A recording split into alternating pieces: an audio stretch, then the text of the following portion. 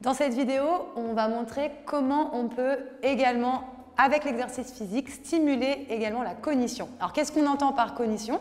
Ça va être toutes les capacités d'attention, de mémorisation, mais aussi les réflexes, la planification de l'action. Alors, a priori, on pourrait penser que les deux n'ont rien à voir avec l'exercice physique, mais en fait, détrompez-vous, on peut complètement mettre les deux ensemble et finalement optimiser notre temps. Et on va vous montrer quelques exemples pour le faire. Alors, première façon, on va pouvoir par exemple essayer de mémoriser une séquence de mouvements toute simple. Par exemple, ça va être tête, épaule. Voilà. Au fur et à mesure, si je vois que je peux rajouter un mouvement, j'en rajoute un tête, épaule, hanche. Ok. Pour augmenter la difficulté, c'est très simple, il va s'agir d'augmenter le nombre de mouvements ou la complexité des mouvements. Donc, par exemple, si je fais tête, épaule et une hanche, c'est plus difficile que quand je faisais juste tête, épaule et les deux hanches. D'accord? Donc ça va être une première manière. On pourrait très bien imaginer mettre ça en musique et faire une petite chorégraphie, par exemple, rajouter peut-être un mouvement chaque jour.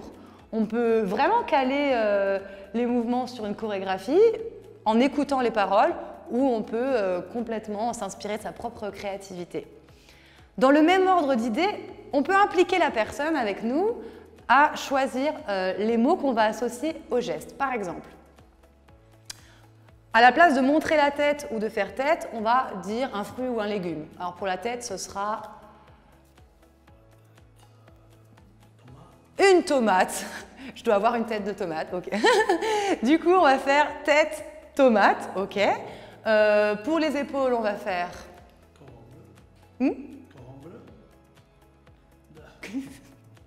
J'ai compris cordon bleu.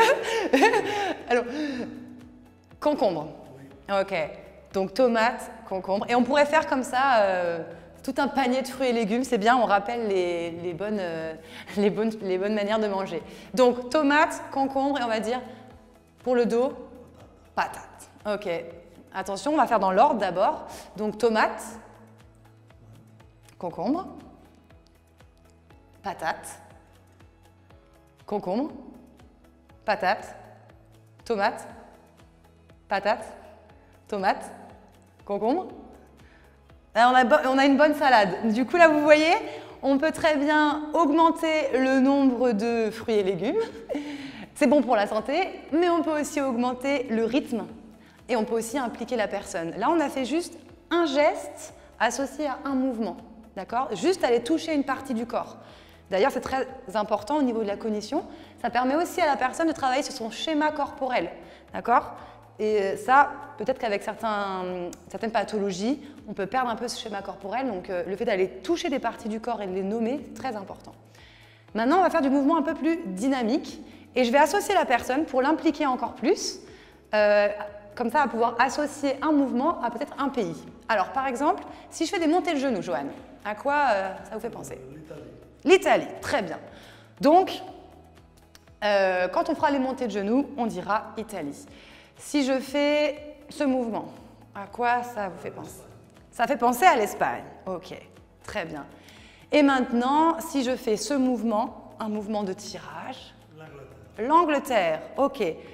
Donc là, on part sur 3, mais on pourrait, pareil, imaginer en rajouter un tous les jours. Donc on va imaginer qu'on part en balade ensemble. Et d'un coup, je vais dire, on va en Italie. Alors, je vous suis. Italie. Italie, montée de genoux. Ok. Angleterre. Angleterre, oui, c'est ça. Ok. Et on repart en Italie. Italie, yes, c'est les montées de genoux. Et après l'Italie, on finit notre road trip en Espagne. Voilà, très bien. Voilà, cet exercice est très intéressant parce qu'il va permettre à Joanne de travailler sur une autre capacité qui est l'association d'idées. J'associe un mouvement et je vais chercher dans ma mémoire à quoi ça me fait penser. Ça va permettre de le rendre acteur et actif du programme d'exercice, de l'impliquer pleinement. et de lui donner des stratégies de mémorisation. D'accord? Et pareil, on peut imaginer mettre des mouvements plus compliqués, de coordination, allonger la longueur des mouvements à retenir, ou venir avec des petits mouvements de boxe, par exemple, faire intervenir également l'équilibre et la capacité de réaction. Par exemple, je peux proposer mes mains à Johan de cette façon et lui indiquer que quand mes mains sont face à lui, il doit déclencher ce qu'on appelle des directs. D'accord? On va en faire une dizaine. Voilà. Très bien. Voilà, c'est tout bon. Donc, il va devoir associer ce mouvement de main au déclenchement de ce mouvement. Maintenant, si je lui propose mes mains face à face, Johan va devoir déclencher des crochets. Là, le coude monte un peu plus et le mouvement est plus circulaire. Voilà. Excellent.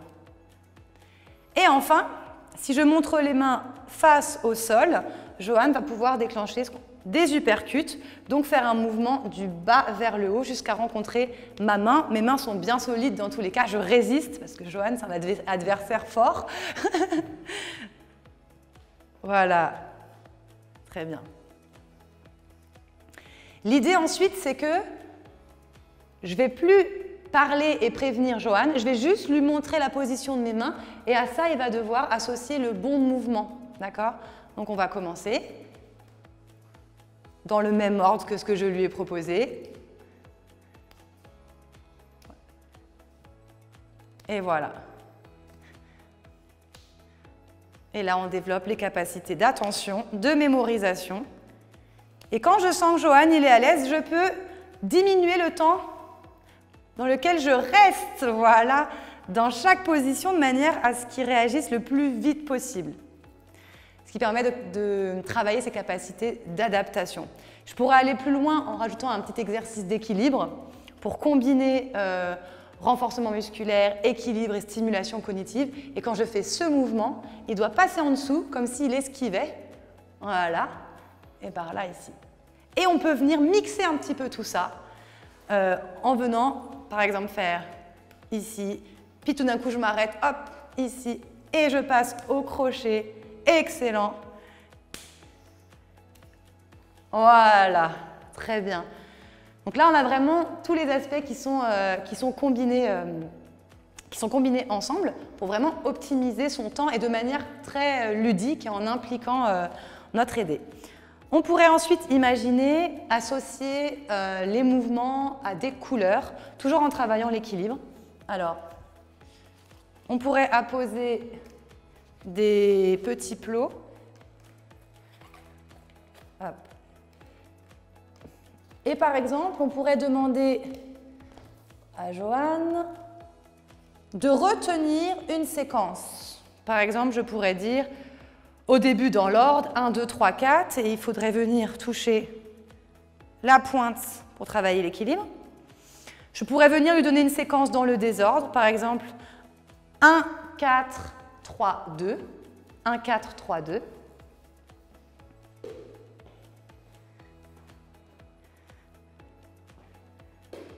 Très bien. Excellent. Je pourrais venir lui donner plutôt une séquence à retenir, mais avec des couleurs. Par exemple, je pourrais faire bleu, bleu, rouge, jaune, vert. Et je vais en rajouter un en plus.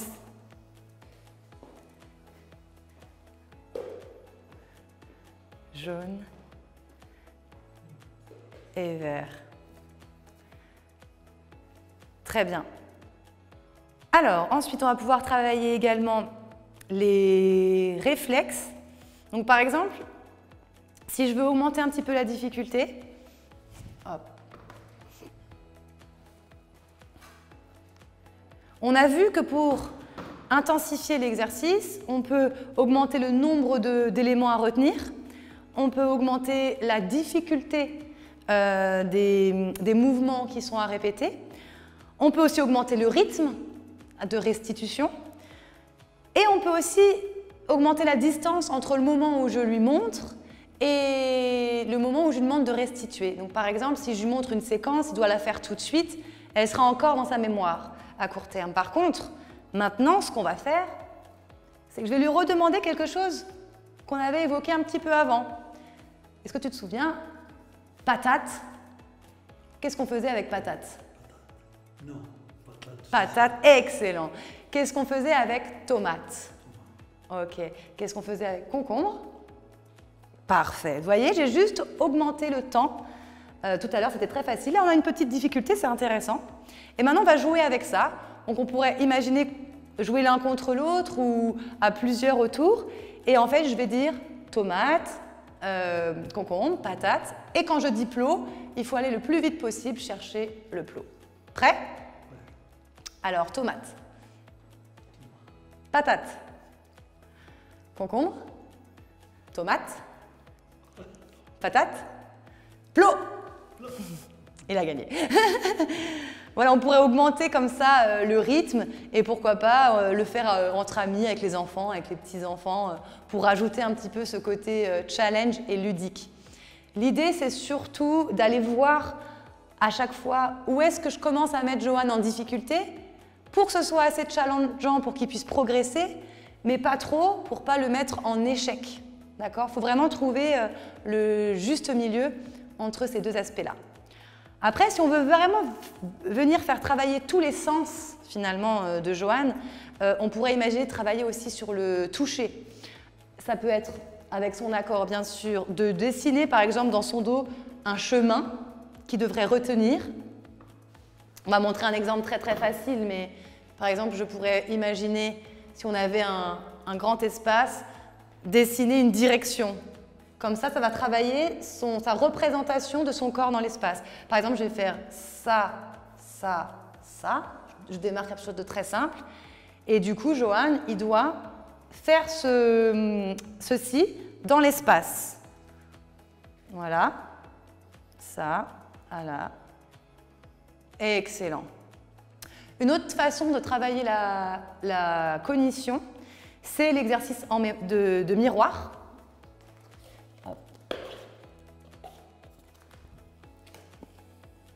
L'exercice de miroir, ça va être de lui demander de reproduire exactement ce que je fais comme si j'étais son miroir. Donc en fait, si je lève le bras, il lève le bras du même côté. Voilà. Excellent. Et là, je vais venir rajouter des mouvements un peu plus compliqués. Voilà, très bien. Ici, on pourrait encore aller un petit peu plus loin si on sent que la personne elle est à l'aise et faire en déplacement. On pourrait lui demander, pour travailler ses capacités, de faire l'inverse de ce que je fais. Si par exemple, je vais lever le bras droit, volontairement, il lève l'autre côté. D'accord? Donc ça va donner par exemple, voilà. L'autre, voilà. OK. Ça va donner par exemple ça, donc l'autre côté. Voilà. Pour l'amener vraiment à réfléchir à l'opposé. Pour aller encore plus loin, je pourrais très bien lui dire de faire attention non pas à ce que je fais, mais à ce que je dis. Donc par exemple, je vais lui dire de lever les genoux, mais moi je vais faire comme ça. Donc il ne faut pas faire attention à ça. Lève les genoux. Voilà, ok. Fléchis les jambes. Fléchis les jambes. Voilà. Là, ça devient intéressant. Ok. Croise les bras. Voilà. C'est là où ça peut devenir sympa. On peut lui demander de faire abstraction d'une des informations pour qu'il puisse vraiment organiser sa pensée. Ok. Autre façon, par rapport à la planification de l'action, ce serait peut-être de construire un parcours avec Johan. Et par exemple, on pourrait imaginer avoir plein de plots au sol, mais vraiment encore plus que ça. Et par exemple, il devrait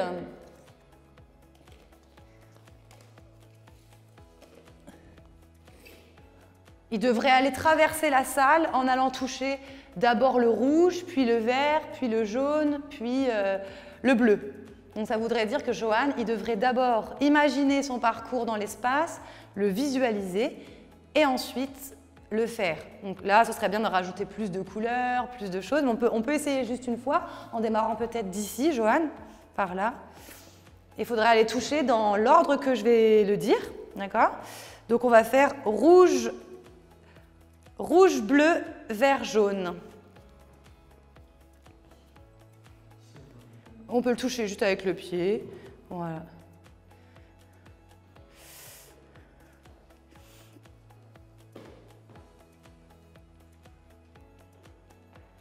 Ah, juste une petite erreur, je crois que j'avais dit rouge, bleu, vert, jaune, mais du coup c'est bien. On sait que maintenant on peut ajuster, on peut partir à 3, puis en rajouter progressivement 1. Et je pense que d'ici peu de temps, on pourra rajouter un 5e, etc. On pourrait aussi imaginer qu'à chaque fois qu'on fait un bleu, ça veut dire un mouvement. À chaque fois qu'on croise un vert, c'est un autre mouvement. Un rouge, c'est un autre mouvement. Et ainsi de suite dans l'espace. Voilà différentes manières de travailler en associant l'exercice physique et les capacités de mémorisation et d'attention. Et une autre catégorie d'exercices qui est très intéressante pour ça, ce sont les exercices de coordination. Puisque là, ils vont venir faire travailler à la fois le cerveau droit, la partie droite du cerveau, la partie gauche, donc l'hémisphère gauche. Okay. Alors pour ça, hop, il s'agit de travailler la double tâche. Par exemple, je vais demander à Johan de faire 2 choses avec le bras et la jambe du même côté. Donc là, je vais vous proposer une petite série d'exercices qui vient stimuler la coordination. Et pourquoi la coordination elle va être importante? C'est aussi qu'elle va permettre à Johan de créer certains automatismes. Et plus ça va être facile pour lui de faire 2 choses en même temps, plus dans son équilibre, dans son quotidien, si je parle en même temps qu'on marche, ça va aussi avoir un impact du coup sur son équilibre. Alors, Johan, on va pouvoir s'asseoir.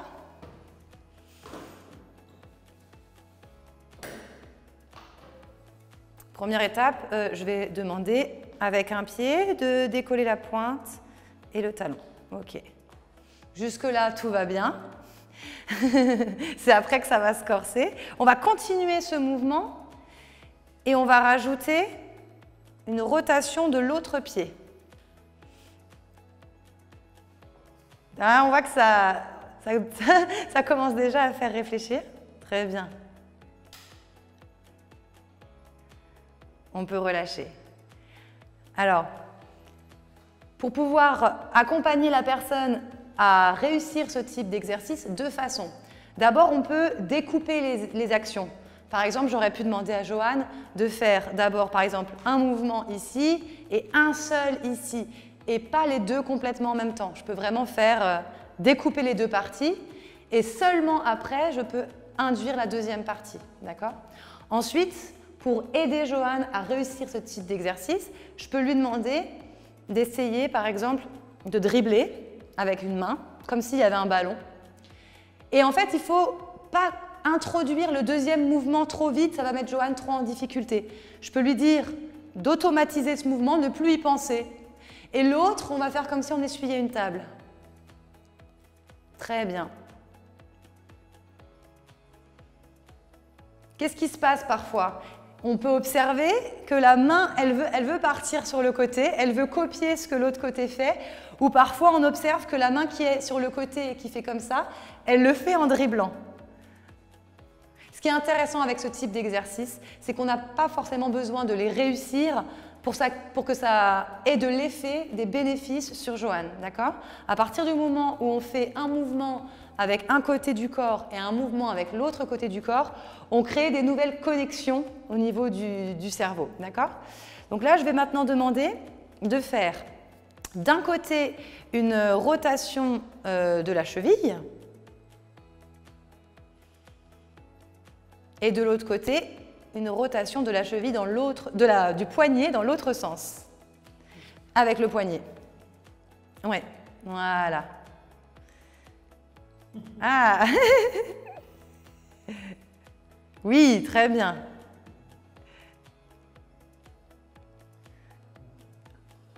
C'est quelque chose hein, de dissocier son côté droit de son côté gauche. Ça y est, c'est parfait.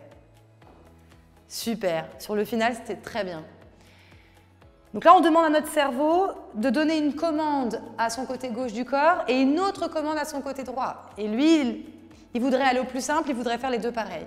Maintenant, c'est encore plus compliqué quand on doit faire deux choses dans un sens différent, mais du même côté. Donc par exemple, on va demander à Johan de tourner la cheville dans un sens, d'attendre suffisamment longtemps pour automatiser le mouvement et de tourner le même poignet du même côté, mais dans l'autre sens. Faux départ.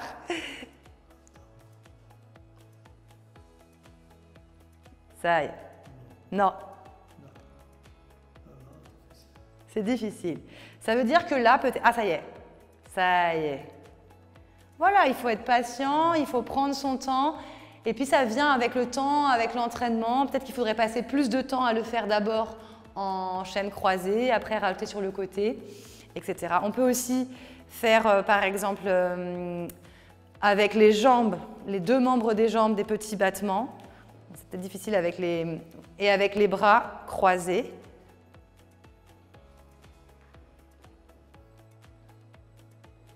Et après, faire l'inverse. Les jambes qui croisent. Il est plus dur celui-là. Et en plus, les abdos, ils travaillent là. Et les bras.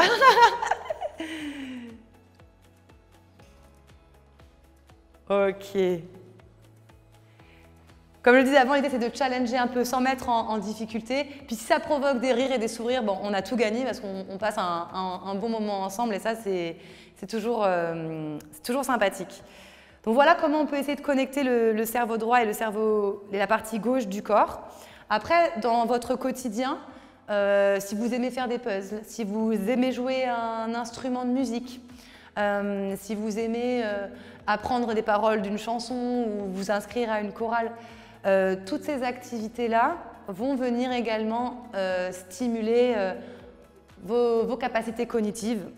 Donc, si on résume, vous avez plein d'outils qui sont à votre disposition pour stimuler les capacités d'attention, de mémorisation, à travers des séquences de mouvements à retenir, à travers des associations, un geste, un mot, un geste, un pays, un geste, une couleur, à travers des planifications d'actions avec des parcours à réaliser en retenant une trajectoire, avec des exercices de coordination et dans votre quotidien à travers tout ce qui vous fait plaisir, mais surtout jouez, amusez-vous pour pouvoir être régulier et intégrer dans votre quotidien tous ces petits exercices-là. À vous de jouer!